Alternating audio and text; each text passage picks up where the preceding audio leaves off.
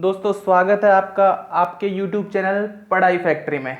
तो दोस्तों last class में हमने chemical reaction and equation chapter में एक बेसिक आइडिया ले लिया था कि केमिकल रिएक्शन होती क्या है, लेकिन अब उसका पता कैसे लगाएंगे कि केमिकल रिएक्शन हुई है। तो इसके लिए हम पढ़ेंगे केमिकल रिएक्शन की करेक्टरिस्टिक्स को। तो उसमें क्या होता है कि अगर अपने पास केमिकल रिएक्शन हो रही है तो उसका हमें पता कैसे चलेगा। तो उसका पता करने के लिए हम क्या पढ़ेंगे, केमिकल रिएक्शन की करेक्टरिस्टिक्स को।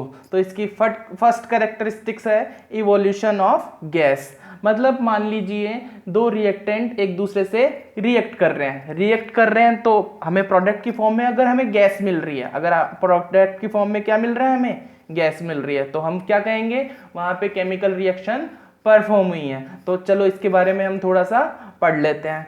When washing soda is reacted with hydrochloric acid, hydrochloric acid का क्या फॉर्मूला है, HCl, it gives colourless gas. मतलब अगर आप वॉशिंग सोडा को HCl के साथ रिएक्ट करोगे तो हमें गैस मिलेगी, कलरलेस गैस मिलेगी। कौन सी गैस मिलेगी उसके बारे में अब देखते हैं हम।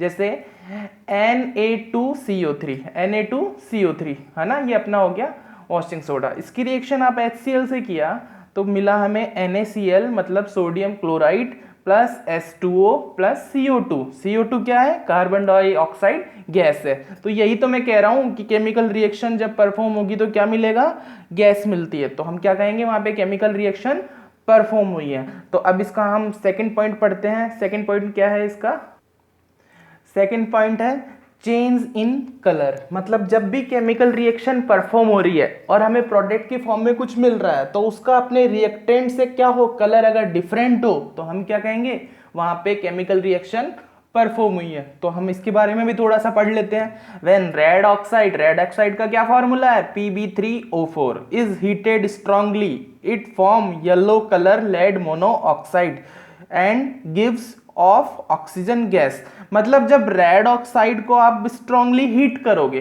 रेड ऑक्साइड को क्या करोगे, स्ट्रांगली हीट करोगे, तो हमें प्रोडक्ट की फॉर्म में क्या मिलेगा, प्रोडक्ट की फॉर्म में मिलेगा हमें लेड मोनोऑक्साइड प्लस ऑक्सीजन। तो जो ये लेड मोनोऑक्साइड है इसका कलर कैसा है, येलो, और रेड ऑक्साइड का कैसा कलर था, रेड। तो इसका कलर चेंज हो गया ना, रेड से येलो हो गया। तो हम क्या कहेंगे, यहाँ पे केमिकल इक्वेशन परफॉर्म हुई है। और ये क्या साइन है, ये है हीट करने का साइन है। ये क्या है, हीट, ये डेल्टा है, इसका मतलब होता है किसी को हीट करना। तो हीट करने के लिए केमिकल इक्वेशन लिखते समय हम डेल्टा का साइन लगाते हैं। तो चलो अब थर्ड पॉइंट पढ़ते हैं, फॉर्मेशन ऑफ प्रेसिपिटेट। मतलब अगर प्रेसिपिटेट बन रहा है हमें तो हम क्या कहेंगे, वहां पे केमिकल रिएक्शन परफॉर्म हुई है। तो इसके बारे में पढ़ते हैं। वैसे तो प्रेसिपिटेट क्या होता है, एक इनसॉल्युबल होता है। क्या होता है, इनसॉल्युबल होता है। हमेशा क्या होता है, किसी भी कंटेनर के किस में बैठ जाएगा, वो पेंदे में जाके बैठ जाएगा। मतलब जो सबसे उसकी बॉटम सरफेस है उस पे जाके इकट्ठा हो जाएगा क्या, प्रेसिपिटेट। तो इसको एक रिएक्शन से देखते हैं। AgNO3 किसका फॉर्मूला है, सिल्वर नाइट्रेट का। उसकी रिएक्शन करा रहे हो आप NaCl से। NaCl मतलब सोडियम क्लोराइड से। कौन से मीडियम में, वाटर के मीडियम में। मतलब इन दोनों को AgNO3 प्लस NaCl को अपने पानी के अंदर डाल दिया तो ये रिएक्ट होंगे। रिएक्ट होने के बाद क्या होगा, हमें प्रोडक्ट की फॉर्म में मिलेगा AgCl को क्या कहते हैं, सिल्वर क्लोराइड। किस फॉर्म, एकदम व्हाइट पीपीटी की फॉर्म में मिलेगा, जो कि कैसा होगा, इनसॉल्युबल। मतलब ये किसमें, एक लेयर की फॉर्म में नीचे जमा हो जाएगा। और क्या मिलेगा, NaNO3 ये क्या होगा, पानी के अंदर घुल जाएगा। तो ये NaNO3 तो हमें विजिबल नहीं होगा। और पीपीटी की फॉर्म में क्या मिलेगा, मतलब प्रेसिपिटेट की फॉर्म में क्या मिलेगा, AgCl। चलो अब इसका फोर्थ पॉइंट देखते हैं हम, चेंज ऑफ स्टेट। मतलब अगर केमिकल रिएक्शन परफॉर्म हो रही है तो क्या होगा, वहां पे चेंज ऑफ स्टेट। मतलब अब इसके बारे में थोड़ा पढ़ते हैं। जैसे हाइड्रोजन किस फॉर्म में था, गैस की फॉर्म में था। ऑक्सीजन किस फॉर्म में था, गैस की फॉर्म में था। अब इन दोनों को हमने क्या किया, रिएक्ट करवा दिया। मतलब इन दोनों की हमने क्या करवा दी, रिएक्शन करवा दी। तो रिएक्शन के बीच, रिएक्शन से जो आउटपुट आया वो बना H2O। किस फॉर्म में था, लिक्विड फॉर्म में था। और हमारा रिएक्टेंट किस फॉर्म में था, गैसियस फॉर्म में था। तो क्या हुआ, स्टेट चेंज हो गई। अगर स्टेट चेंज हो गई तो हम क्या कहेंगे, वहां पे केमिकल रिएक्शन परफॉर्म हुई है। अब हम लास्ट पॉइंट पढ़ते हैं इसका, चेंज इन टेम्परेचर, मतलब अगर केमिकल रिएक्शन परफॉर्म हो रही है और अगर सराउंडिंग का टेम्परेचर चेंज हो रहा है तो हम क्या कहेंगे वहां पे कि वहां पे केमिकल रिएक्शन क्या हुई है, परफॉर्म हो रही है। केमिकल रिएक्शन कितने टाइप्स की होती है, एक्सोथर्मिक और एंडोथर्मिक। एक्सोथर्मिक में क्या होता है, दो रिएक्टेंट एक दूसरे से रिएक्ट करते हैं, रिएक्ट करने के बाद क्या होता है, एनर्जी रिलीज होती है। एनर्जी रिलीज होने से क्या होता है, टेम्परेचर सराउंडिंग का क्या होता है, इंक्रीज हो जाता है। और दूसरी कौन सी है, एंडोथर्मिक। एंडोथर्मिक में क्या होता है, दो रिएक्टेंट एक दूसरे से रिएक्ट करते हैं तो वो क्या करते हैं, एनर्जी को एब्जॉर्ब करते हैं। अब एनर्जी उन्होंने ले ली तो सराउंडिंग का टेम्परेचर क्या हो जाएगा, डिक्रीज हो जाएगा। तो डिक्रीज होने से क्या होगा, सराउंडिंग का टेम्परेचर डिक्रीज हो गया, मतलब गर्मी क्या हो जाएगी, कम हो जाएगी। ठीक है, तो ये हो गई आपकी basic characteristics of chemical reaction की। अब हम पढ़ते हैं केमिकल रिएक्शन में state of chemical. State of chemical में क्या होता है, जैसे केमिकल रिएक्शन हो गई, मान लो केमिकल रिएक्शन हो गई, लेकिन हमें कैसे पता चलेगा कि ये सब्सटेंस लिक्विड फॉर्म में है, ये सॉलिड में है, ये गैस पे, हमको तो पेपर पेन पे प्रेजेंट करना पड़ेगा। तो उसे कैसे बताएंगे, जैसे कोई एक्वस सॉल्यूशन है, एक्वस सॉल्यूशन मतलब वो पानी के अंदर डिसॉल्व करके वो सॉल्यूशन बनाया गया है, तो उसके लिए हम क्या लिखेंगे, AQ। मान लीजिए कोई लिक्विड है, लिक्विड मतलब पानी है, तो उसके लिए क्या लिखेंगे केमिकल इक्वेशन में, L। भाई उसको शो करने के लिए क्या लिखेंगे, L।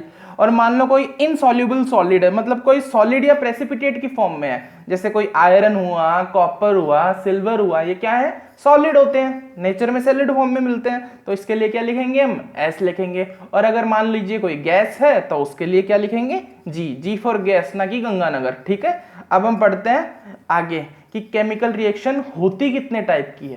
केमिकल रिएक्शन वैसे तो दो टाइप की होती है, बैलेंस केमिकल रिएक्शन और unbalance reaction. Balance chemical reaction में क्या होता है, number of atom of element in reactant is equal to number of atom of product is equal. मतलब कोई भी आपका एलिमेंट है वो आपके रिएक्टेंट साइड में प्रेजेंट है, तो उसके वहां पे जितने भी एटम है उतने ही एटम उसी एलिमेंट के प्रोडक्ट में प्रेजेंट होने चाहिए। तो हम क्या कहेंगे, वहां पे केमिकल अपनी जो इक्वेशन है वो क्या है, बैलेंस है। और अगर मान लो इक्वल नहीं है इसके एटम, तो हम क्या कहेंगे, केमिकल रिएक्शन अनबैलेंस है। तो हम इसके बारे में पढ़ लेते हैं, हमने 9th क्लास में पढ़ा था law of conservation of mass. ये क्या कहता है, law of conservation of mass, देखो इसके बारे में थोड़ा सा आइडिया लेते हैं। Mass neither be created nor be destroy in chemical reaction, मतलब कभी भी केमिकल रिएक्शन होगी उसमें मास को ना तो आप क्रिएट कर सकते हो और ना ही डिस्ट्रॉय कर सकते हो, बस एनर्जी की एक फॉर्म से दूसरी फॉर्म में आप चेंज कर सकते हो। मतलब जितना मास रिएक्टेंट का रहेगा उतना ही मास किसका रहेगा, मास रहेगा उतना ही प्रोडक्ट का रहेगा। यानी थोड़ा सा पढ़ लेते हैं इसके बारे में, total mass of reactant is equal to total mass of product. देखो एक छोटा सा बेसिक आइडिया देता हूं मैं, मान लो ये वेट मेजर करने का कोई अपना इंस्ट्रूमेंट है, जैसे मैंने 50 ग्राम रिएक्टेंट साइड में मैंने हाइड्रोजन लिया, तो प्रोडक्ट साइड में भी हमें कितना हाइड्रोजन मिलना चाहिए, 50 ग्राम। या दूसरे शब्दों में कहता हूं मैं, मेरे पास 4 ऑक्सीजन के एटम थे, 3 हाइड्रोजन के एटम थे, तो प्रोडक्ट साइड में भी ऑक्सीजन कितना होना चाहिए, 4 होना चाहिए, और हाइड्रोजन कितना होना चाहिए, 3 होना चाहिए। मतलब एटम सेम होने चाहिए रिएक्टेंट और प्रोडक्ट के, और या फिर उनका क्या सेम होना चाहिए, मास सेम होना चाहिए। ये चलो इसके बारे में भी हम थोड़ा सा पढ़ लेते हैं।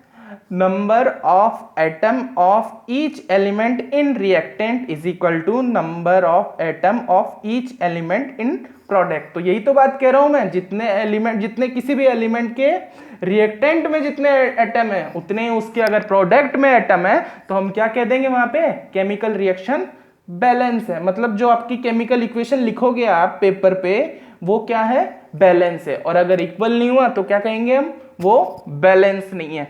तो चलो सर इसको एग्जाम्पल से समझाओ, ऐसे समझ नहीं आ रहा तो एग्जाम्पल से समझाते हैं हम इसको। तो दोस्तों हमने एक केमिकल इक्वेशन लिखी, ये मैग्नीशियम और ऑक्सीजन की रिएक्शन आप कराओगे तो हमें प्रोडक्ट की फॉर्म में क्या मिलेगा, मैग्नीशियम ऑक्साइड। ये क्या है हमारा मैग्नीशियम, ये क्या है ऑक्सीजन। इन दोनों की रिएक्शन करने पे हमें मैग्नीशियम ऑक्साइड। ये आगे जो 2 लगा है ये तो केमिकल इक्वेशन को बैलेंस करना है, ये मैं आगे सिखाऊंगा नेक्स्ट लेक्चर में आपको। ठीक है, पहले में देख लेते हैं कितने रिएक्टेंट में कितने एटम है और प्रोडक्ट में किसके कितने एटम है। तो रिएक्टेंट में मैग्नीशियम के कितने हैं, 2 एटम्स है। ऑक्सीजन की कितने हैं? 2 एटम्स है। अब प्रोडक्ट में भी देखते हैं कितने हैं। अगर इक्वल हुआ तो हम क्या कहेंगे? केमिकल रिएक्शन है, जो हमारी केमिकल इक्वेशन लिखी हुई है वो बैलेंस है। तो मैग्नीशियम कितना है प्रोडक्ट में? 2। ऑक्सीजन भी कितना प्रोडक्ट में? 2। तो हम क्या कहेंगे? बैलेंस केमिकल इक्वेशन, क्योंकि मैग्नीशियम रिएक्टेंट में भी 2 था, प्रोडक्ट में भी 2 था। ऑक्सीजन रिएक्टेंट में भी 2 था और प्रोडक्ट में भी 2 था। तो हम क्या कहेंगे? ये कैसी केमिकल इक्वेशन है? बैलेंस है। मान लो अगर मैग्नीशियम यहाँ 1 होता और यहाँ 2 होता तो कैसी हो जाती? अनबैलेंस हो जाती। अब एक और एग्जांपल से समझते हैं हम।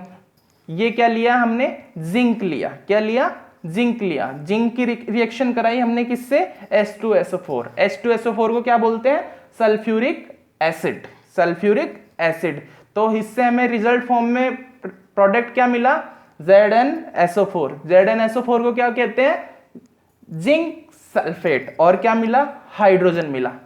ठीक है, तो अब चेक करते हैं ये रिएक्शन हमारी बैलेंस है या नहीं है, क्योंकि हमने इसको इक्वेशन को लिखा है इस पे। तो अब पता कैसे करेंगे? हम एटम देखेंगे, अगर बराबर हुए मतलब इक्वल हुए तो हम क्या कहेंगे? बैलेंस है। और मान लीजिए इक्वल नहीं हुए तो हम क्या कहेंगे? अनबैलेंस है। तो चलो अब चेक करते हैं। ठीक है, यहां जिंक है। जिंक कितना है? 1 एटम है। जिंक का कितना एटम है? 1 एटम है। जिंक का 1 है। हाइड्रोजन का कितना है? हाइड्रोजन का 2 एटम है। ठीक है, सल्फर। सल्फर का कितना है? 1 एटम है। और ऑक्सीजन का कितना है? 4 एटम है।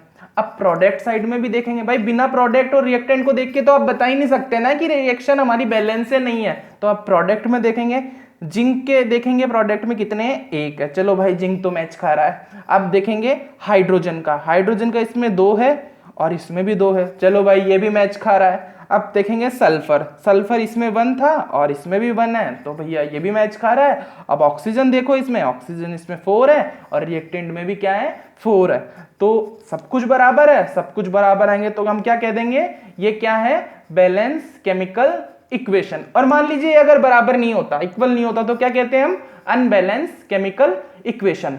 दोस्तों आपसे एक रिक्वेस्ट है मेरी, ठीक है, कि इस लेक्चर को देखने से पहले आप जस्ट पहले वाला लेक्चर देखो। इससे क्या आपका लिंक बना रहेगा, है ना? क्योंकि मान लीजिए अभी आपको 80% 90% समझ में आया, आप पहले चैप्टर से देखोगे, पहले पार्ट से देखोगे तो आपको कंटिन्यू पूरा समझ में आएगा। क्योंकि मैं आपको सीबीएसई बोर्ड का तो पूरा कवर कराऊंगा ही, प्लस एनटीएससी का भी आप एग्जाम इससे कवर कर सकते हैं। और अगर आपको ये मेरा लेक्चर पसंद आ रहे हैं तो प्लीज दोस्तों इसको लाइक करें, शेयर करें और सब्सक्राइब करें। नेक्स्ट पार्ट में मैं आपको केमिकल रिएक्शन जो इक्वेशन होती है उनको क्या बैलेंस करना सिखाऊंगा। आपको अनबैलेंस फॉर्म में दी होगी, हम बैलेंस कैसे करते हैं वो बहुत इंपॉर्टेंट है, एग्जाम में जरूर आता है। तो दोस्तों नेक्स्ट पार्ट में हम मिलते हैं, तब तक के लिए धन्यवाद। ठीक है, और अगर आपको ये चैनल अच्छा लगा तो इसको प्लीज सब्सक्राइब करें। ठीक है, मिलते हैं नेक्स्ट पार्ट में, तब तक के लिए थैंक यू।